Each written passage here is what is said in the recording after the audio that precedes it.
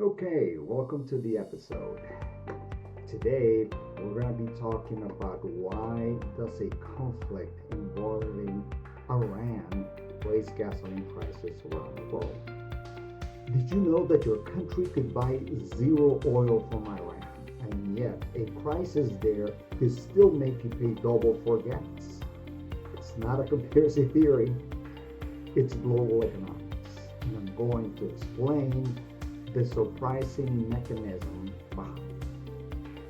I am Dr. René Padilla, and welcome to Policy and Development in the Americas, where we help you better understand public policy, economics, and development across the Western Hemisphere. If you enjoy this type of content, give a like, share the episode, and subscribe to the channel.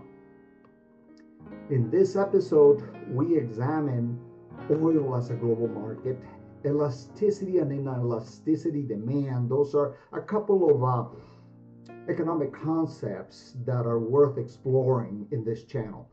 The Strait of Hormuz, financial markets and expectations, why prices rise quickly but fall slowly, regional impact, and government responses.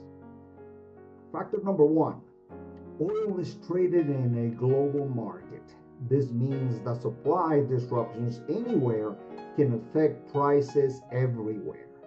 Even if a country does not import oil directly from Iran and any of the other Gulf states for that matter, global supply can still tighten. And when supply tightens, prices tend to rise. There's another reason that explains why oil prices can rise quickly, something economists call elasticity of demand. Elasticity measures how much demand changes when prices increase. To understand this, consider oranges. If the price of oranges rises, consumers can easily switch to apples, bananas, or other fruits.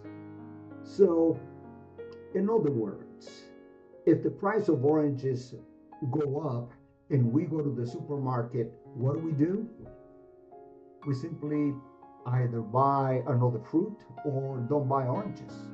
So economists call this elastic demand, meaning that the consumer does have a choice as to whether to consume the product or not. Now, economists call this elastic demand, as I was saying. A small price increases leads to large changes in demand. Oil is different. If gasoline prices rise, most people still need to get to work, transport goods, and travel. There are very few alternatives to gasoline. So then, what do we do when we go to the pump and the price of the gasoline went up? Well, we pay it, buy it, and move on.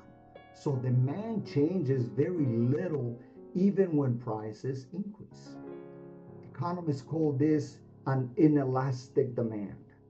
Another reason oil demand is relatively inelastic is that most oil consumption occurs in sectors that are difficult to adjust quickly.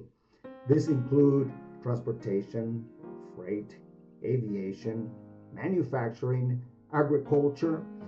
These sectors are essential to economic activity.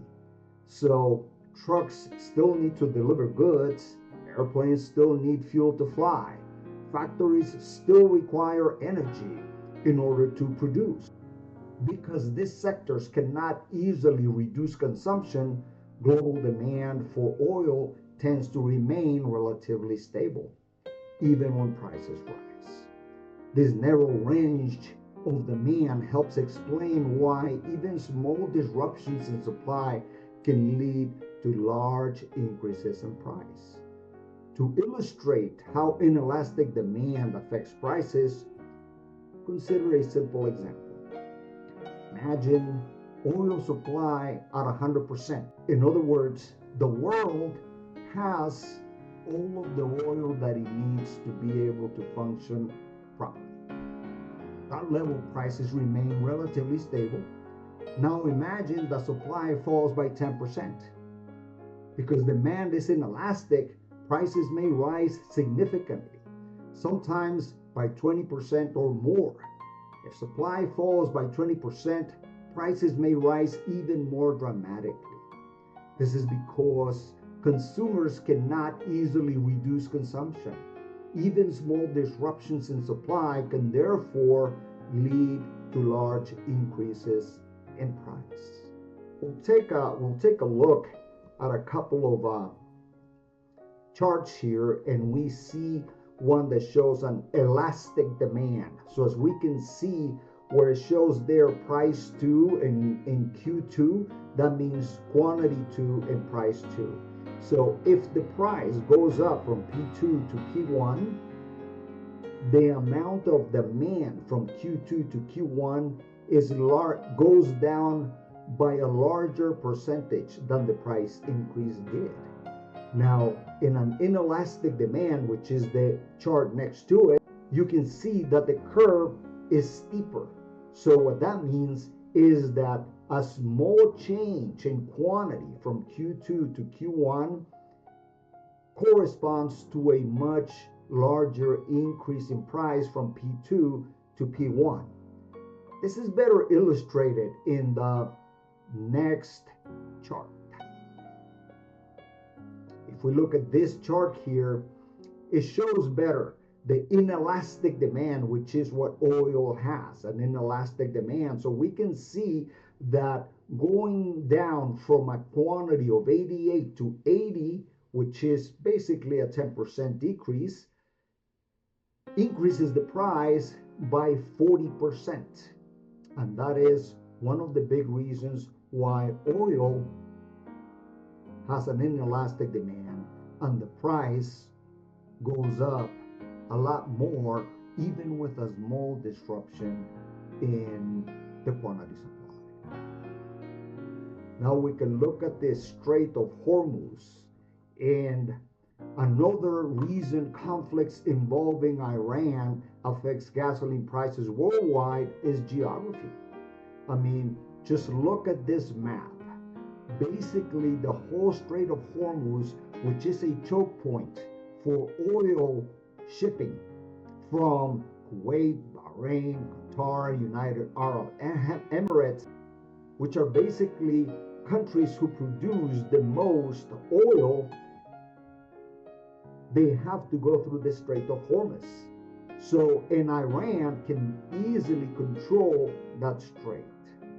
Iran sits along one of the most important energy choke points in the world. This narrow waterway connects the Persian Gulf to global markets.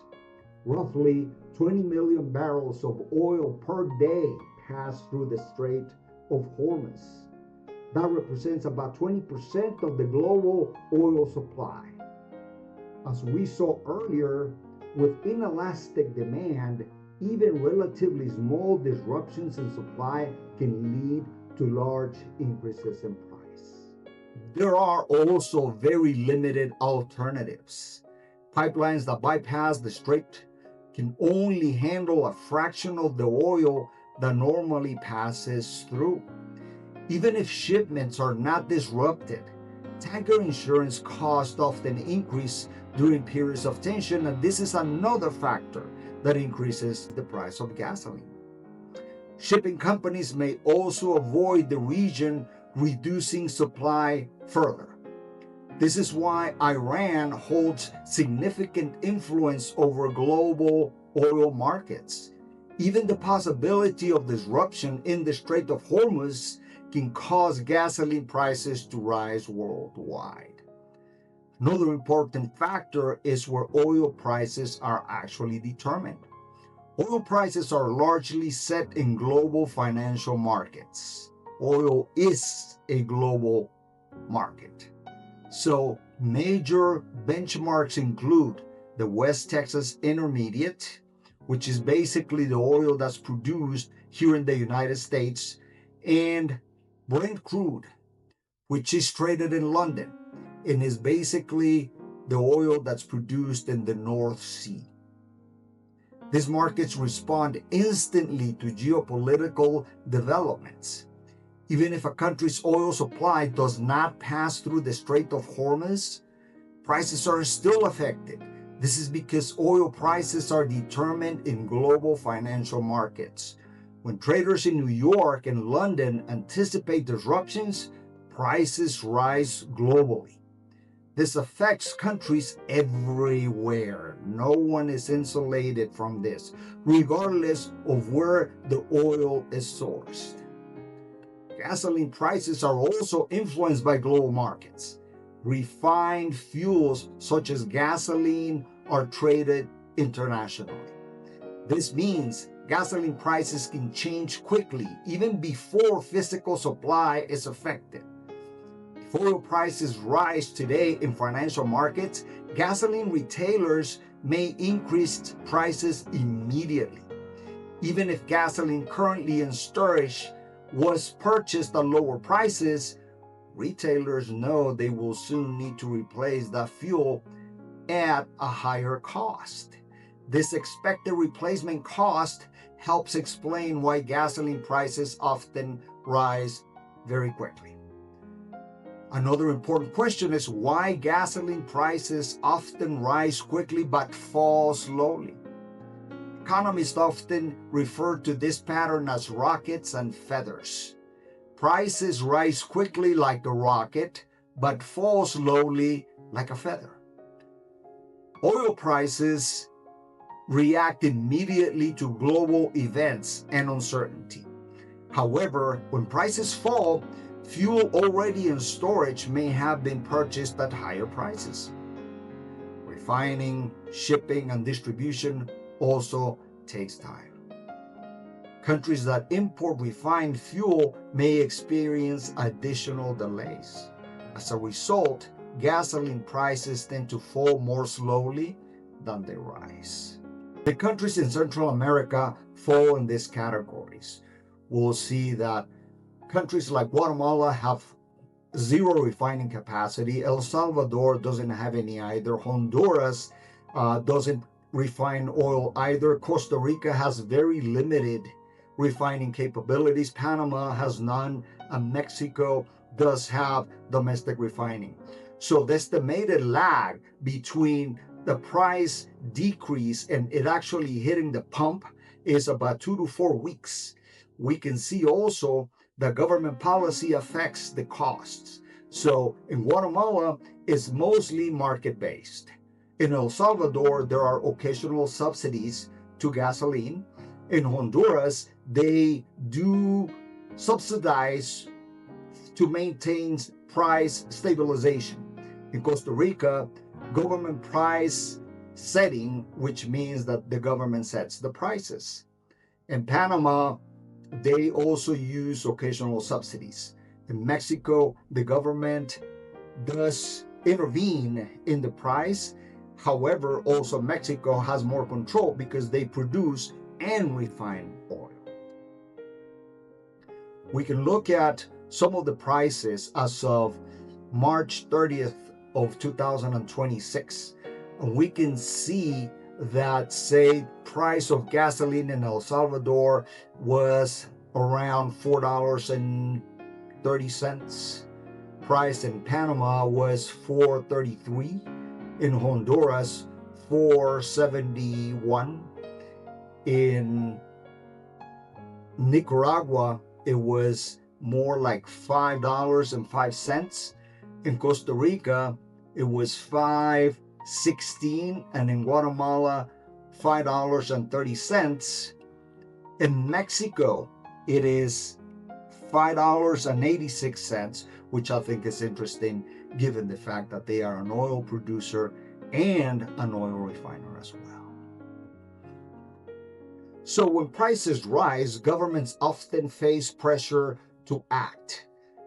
And as we saw, some governments provide subsidies, others reduce taxes, and some allow market prices to adjust freely.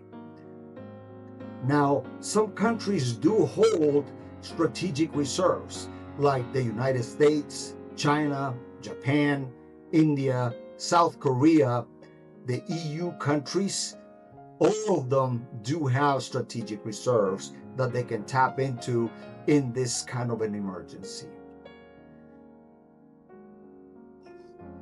So in this cases, governments sometimes release oil from their reserves during crisis, which in this occurred in 2022 following the Ukraine war. However, these releases are typically temporary measures. In conclusion, the Iran conflict raises gasoline prices not because countries depend directly on Iranian oil, but because oil is priced in a global market. The demand of oil is inelastic, as we already saw. Supply risks matter, such like riskier shipping through the Strait of Hormuz, and then insurance companies refusing to insure those ships. Markets react quickly to uncertainty. In a global oil market, geography, economics, and expectations all combine to influence prices, often faster than consumers expect. So now, remember that it is not about believing what we want to believe. It is about knowing what we need to know. Join us next week when we will be analyzing Guatemala's big decision as to whether if they should continue to recognize Taiwan or switch allegiances and recognize China. I'll see you then.